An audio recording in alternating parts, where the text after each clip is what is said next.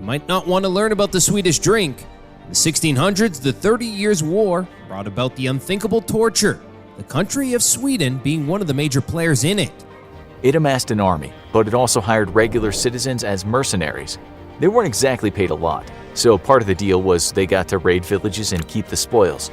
Swedish mercenaries had a creative, albeit positively evil, solution for locating these valuables. A witness account describes the following.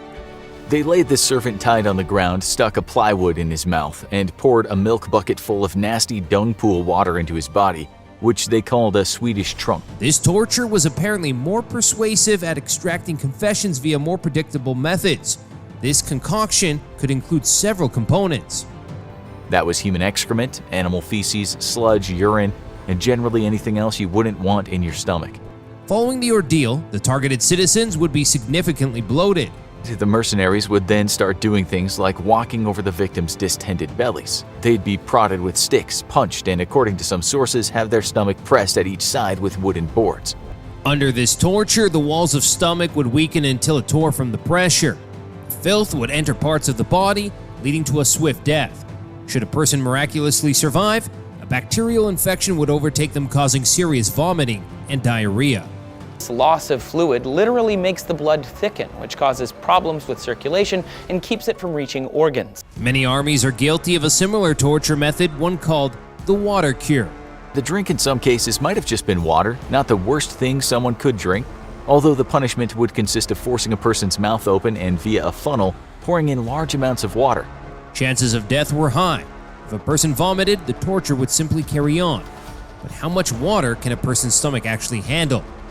A U.S. pathologist noted in one article that the average human stomach is good with about 1.5 liters of water, and 3 liters is a pretty big fill. However, 6 liters of water could rupture the stomach. These limits were also of great interest to the Dutch in 1623. Alleged plotters against the Dutch East India Company were executed with this technique. They poured the water softly upon his head until the cloth was full, up to the mouth and nostrils, and somewhat higher, so that he could not draw breath. But he must suck in the water, which, being still continued to be poured in softly, forced all his inward parts come out of his nose, ears, eyes, and often, as it was stifling and choking him, at length took his breath away and brought him to a swoon or fainting. The French had a use of this torture as well, calling it the questioning. This basically meant having 8 pints of water forced in by way of funnel in a person's mouth. During World War II, waterboarding was very popular. The Japanese subjected prisoners of war to the torture. One was the case of an American airman who was captured during a raid after Pearl Harbor.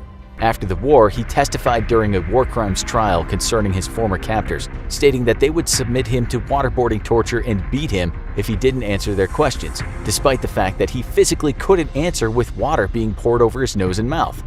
The American military are also infamous fans of waterboarding in times of war.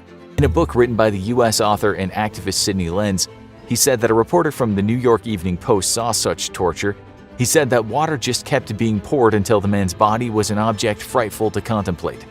The victim was then jumped on until the water made its way out, and there was a rinse and repeat routine until the person either talked or died. After the declared War on Terror, the U.S. government was responsible for the inhumane treatment of countless detained Muslims. Waterboarding was a favored technique for secret questioning because it would leave no physical bruises or marks. Modern people in modern times have been known to die from drinking too much water on their own accord. This is called water intoxication.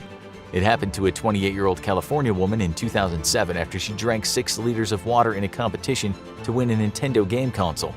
She threw up, got a searing headache later, and then died. Fortunately, many of us know our water intake limits. Even more fortunate, the Swedish Drink is no longer common practice. Hope you enjoyed this episode of History 101. Be sure to subscribe for more videos.